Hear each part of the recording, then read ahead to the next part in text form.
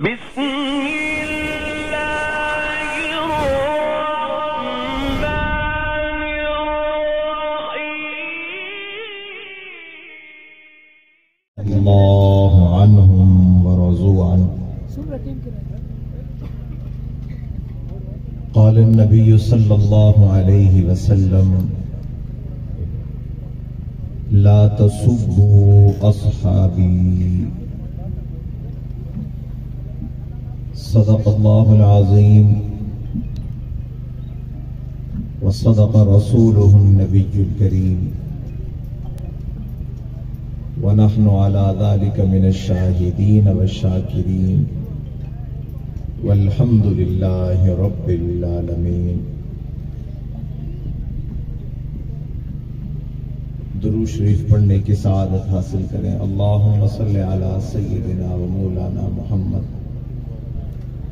وعلی آل محمد كما صليت على إبراهيم وعلى آل إبراهيم إنك حميد مجيد. اللهم بارك على محمد وعلى آل محمد كما باركت على إبراهيم وعلى آل إبراهيم إنك حميد مجيد. سامعین ذی وقار،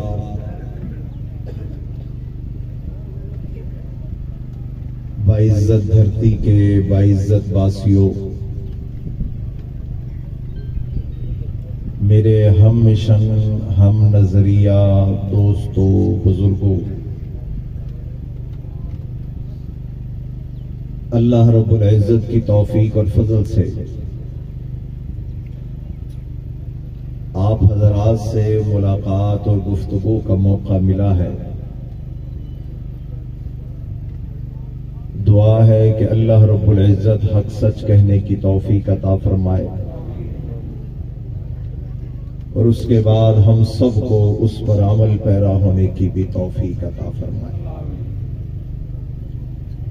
سامعین ذی وقار، اسٹیج پر موجود علماء کرام کی کثیر تعداد اور آپ کی نظریں جس قائد محترم کی متلاشی ہیں، وہ بھی آنے والے چند لمحات میں اسٹیج پر موجود ہوں گے. حقیقی اور اصلی بیان تو وہی خطاب فرمائیں گے. چند باتیں عرض کر کے میں آپ سے اجازت چاہوں گا. آپ علیہ السلام کو اللہ نے دو قسم کی عزتیں عطا فرمائی ہیں. ایک آپ علیہ السلام کی ذات مبارک، ایک آپ علیہ السلام کی صفات. صفات کیا ہے؟ آپ علیہ السلام کے سر پر ختم نبوت کا تاج رکھا گیا ہے. یہ آپ علیہ السلام کی سب سے بڑی صفت ہے. آپ علیہ السلام کی ذات کیا ہے؟ آپ علیہ السلام جس وجود کے ساتھ مکہ کی سرزمین پر آئے، یہ آپ علیہ السلام کی ذات ہے. اللہ رب العزت نے آپ علیہ السلام کی ذات کا بھی دفاع کیا ہے اور آپ علیہ السلام کی صفات کا بھی دفاع کیا ہے. علامہ ابن حجر عسقلانی رحمت اللہ علیہ یہ واقعہ نقل کرتے ہیں، تتاریوں نے عیسائیوں کے ساتھ مل کر ایک پروگرام بنایا کہ مسلمانوں کے نبی حضرت محمد صلی اللہ علیہ وسلم کی گستاخی کے لیے ایک پروگرام کیا جائے. چنانچہ ایک جاگیردار کے گھر میں پروگرام کا انعقاد ہوتا ہے. ایک تتاری کھڑا ہو کر آپ علیہ السلام کی گستاخی کرتا ہے. اس کے بعد دوسرا عیسائی آتا ہے، وہ آپ علیہ السلام کی گستاخی کرنے لگ جاتا ہے. اب یہ دور اس وقت کا ہے کہ صحابہ کرام موجود نہیں، حالات اس وقت کے ہیں کہ سامنے مسلمان موجود نہیں، لیکن نبی کی شان میں گستاخی ہو رہی ہے۔ اللہ رب العزت نے انتظام کرنا ہے کہ یہ نبی کی شان میں گستاخی ہو رہی ہے۔ اب اس گستاخی کا انجام کیا ہوگا؟ اب اس گستاخ کا انتظام کیا ہوگا؟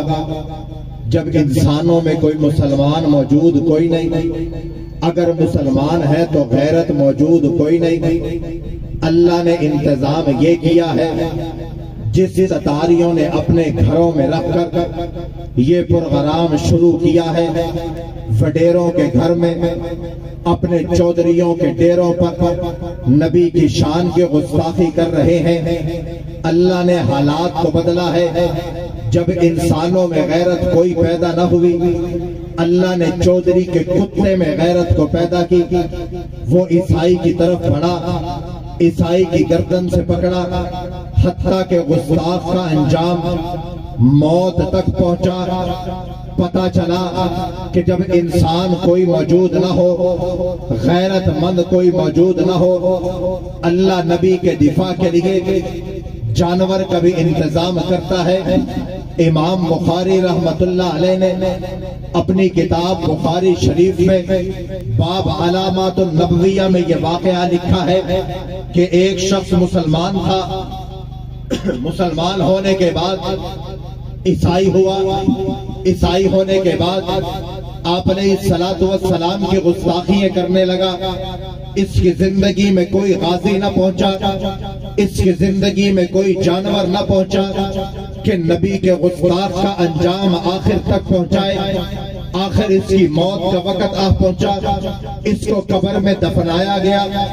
اگلے دن دیکھا جاتا ہے کہ قبر میں اٹھا کے باہر پھینکا ہے۔ انہوں نے سوچا کہ مسلمانوں نے یہ شرارت کی ہے۔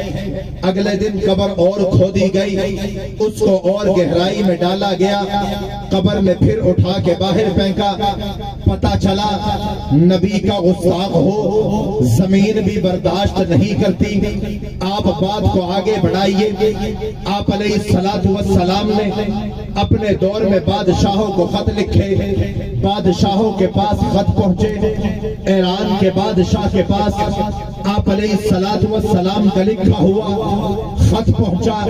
ایران کے بادشاہ نے خط کو پڑھا، پڑھنے کے بعد آپ علیہ الصلوۃ والسلام کے دربار سے آئے ہوئے خط کو وہیں پر پھاڑا۔ پھاڑنے کے بعد اعلان جاری کیا کہ جس نے نبوت کا اعلان کیا ہے اس کو گرفتار کر کے میرے دربار میں لے کر آؤ۔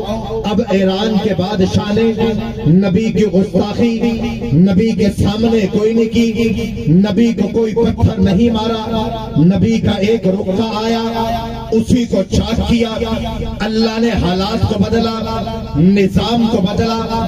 ایران کا بادشاہ، سلطنت کا بادشاہ، اپنے آپ کو سپر پاور کہلانے والا، اللہ نے دن کو بدلا۔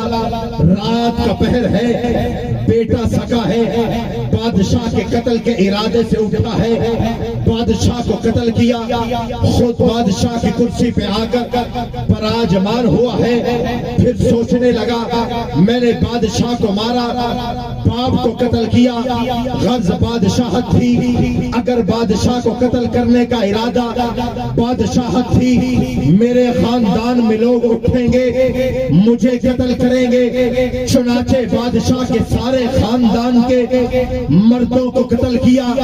آخر اس کا انجام بھی زہر سے ہوا۔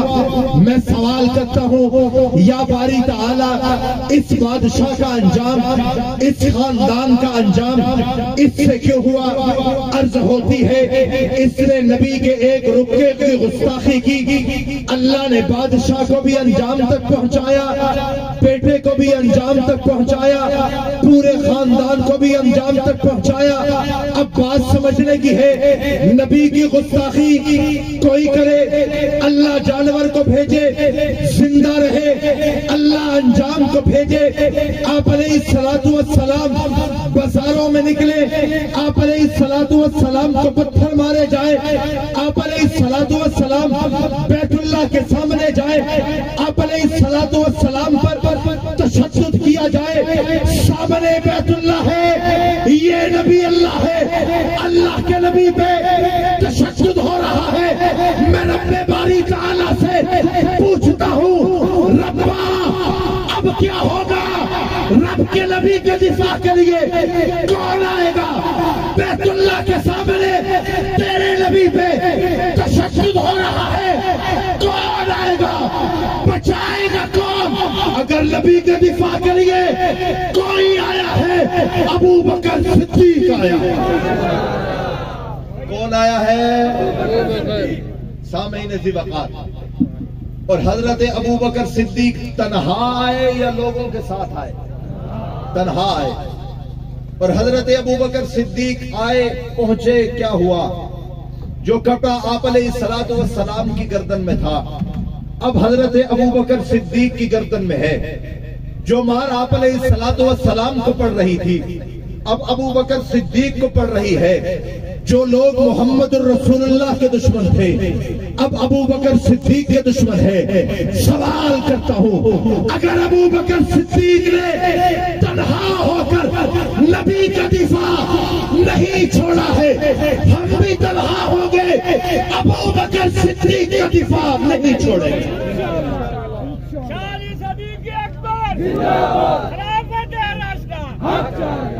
سامعین ذی وقار، حضرت ابو بکر صدیق کی حالت یہ ہے کہ آپ بے ہوشی کے عالم میں ہیں، آپ کے قبیلے کے لوگوں نے آپ کو اٹھایا، قبیلے کے لوگوں نے آپ کو اپنے گھر پہنچایا، آپ کی والدہ نے آپ کا چہرہ صاف کیا۔ سیدہ عائشہ فرماتی ہیں میں نے اپنے باپ کے سر پہ ہاتھ رکھا، جہاں ہاتھ رکھتی سر نرم ہو چکا تھا، میرے ہاتھ میں میرے والد کے بال آ جاتے، میں نے اپنے والد کا چہرہ دیکھا، وہ سوجا بھی ہوا ہے، وہ زخمی بھی ہوا ہے۔ سیدہ فرماتی ہے ہم نے اپنے باپ کی خدمت کی، آخر ہوش میں آئے، اماں دودھ لے کر آئی، کہا ابو بکر دودھ پی لیجئے۔ حضرت ابو بکر نے دودھ پینے سے انکار کیا، کہا بتائیے کیا چاہتے ہیں؟ کہا دیدار مصطفیٰ چاہتا ہوں۔ کیا چاہتا ہوں؟ حضرت ابو بکر صدیق آپ علیہ السلام کے دربار میں پہنچے ہیں، دروازے سے داخل ہو رہے ہیں، دروازے سے جیسے ہی داخل ہوئے آپ علیہ السلام اپنی جگہ سے کھڑے ہوئے، اور کھڑے ہونے کے بعد آپ علیہ السلام نے بازو پھیلائے ہیں اور کہا ہے ابو بکر صدیق تیری جگہ دروازے میں نہیں ہے، محمد کی باہوں میں ہے۔ سامعین ذی وقار، جب ابو بکر صدیق نے نبی کا دفاع اکیلے ہونے کے باوجود کیا ہے، جب بات ابو بکر صدیق کی آئے گی، جب بات جنگ کی گلیوں میں آئے گی، جب بات امی عائشہ صدیقہ کی آئے گی، پھر تنہا ہوگا، تب بھی حقلواز آئے گا، ابو بکر کا دفاع کرتا رہے گا۔